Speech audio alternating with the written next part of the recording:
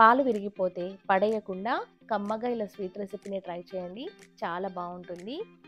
విరిగిపోయిన పాలను వేస్ట్ చేసాము అన్న ఫీలింగ్ ఉండదు. సో టేస్టీగా ఈ స్వీట్ని అందరూ కూడా చాలా ఇష్టంగా తినేస్తారు. తప్పకుండా మీరు ట్రై చేయండి. లీటర్ పావు వరకు పాలను తీసుకొని వేడి చేసిన తర్వాత పాలన్నీ ఇలా విరిగిపోయాయి. సో దీన్ని వేస్ట్ చేయొద్దని నేను ఈ స్వీట్ రెసిపీని ట్రై చేశాను.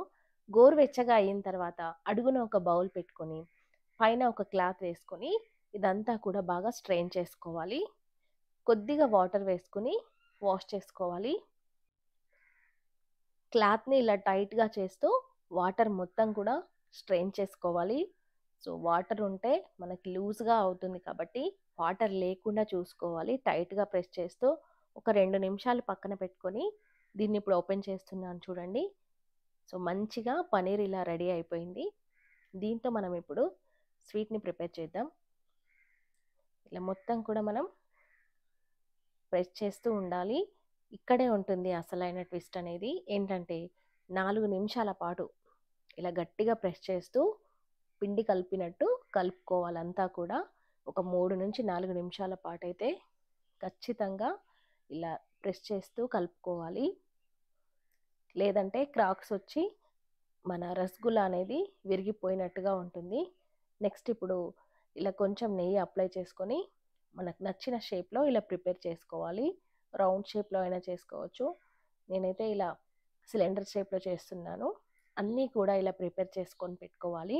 నెక్స్ట్ ఇప్పుడు స్టవ్ వెలిగించుకొని 1 కప్పు వరకు షుగర్ వేస్తున్నాను. 4 కప్పుల నీళ్ళను పోసుకోవాలి. 1 కప్పుకి 4 కప్పుల వాటర్ వేసుకొని షుగర్ అంతా కూడా బాగా మెల్ట్ అవ్వని మంచిగా ఇలా వాటర్ అనేవి పొంగు రావాలి. ఇలా పొంగు వచ్చిన తర్వాత ఒక గులాబీ మొత్తం కూడా రోజ్ పెటల్స్ అన్నీ కూడా వేస్తున్నాను. ఈ రోజ్ పెటల్స్ వల్ల టేస్ట్ ఫ్లేవర్ చాలా బాగుంటుంది. నెక్స్ట్ ఇప్పుడు రసగుల్లాలన్నీ కూడా ఇందులో వేసుకొని పైనుంచి ఇలా మూతను పెట్టుకొని 10 నుంచి 12 నిమిషాల పాటు హై ఫ్లేమ్లో బాగా కుక్ చేసుకోవాలి. ఇప్పుడు ఓపెన్ చేస్తున్నాను చూడండి. చూడండి రసగుల్లాలు చాలా బాగా రెడీ అయిపోయాయి. నెక్స్ట్ ఇప్పుడు సర్వ్ చేసుకోవడమే. వేడి వేడి రసగుల్లాలను ఫ్రిడ్జ్లో పెట్టుకొని తింటే ఇంకా బాగుంటుంది. ఇలా రసగుల్లాలన్నీ కూడా సర్వ్ చేస్తున్నాను చూడండి. ఈ రోజ్ పెటల్స్ అన్నీ కూడా దాని ఫ్లేవర్ అనేది రసగుల్లాకి పట్టి చాలా టేస్టీగా వస్తుంది. మీరు కావాలంటే ఇలైచీ పౌడర్ని కూడా వేసుకోవచ్చు. చూడండి ఎంత బాగున్నాయి రసగుల్లాలు. ఫ్రిడ్జ్లో పెట్టుకొని తినండి, చాలా టేస్టీగా ఉంటాయి. వీడియో నచ్చితే లైక్ చేయండి. మరిన్ని వీడియోస్ కోసం బెల్ ఐకాన్ క్లిక్ చేయండి. Thank you for watching. Bye friends.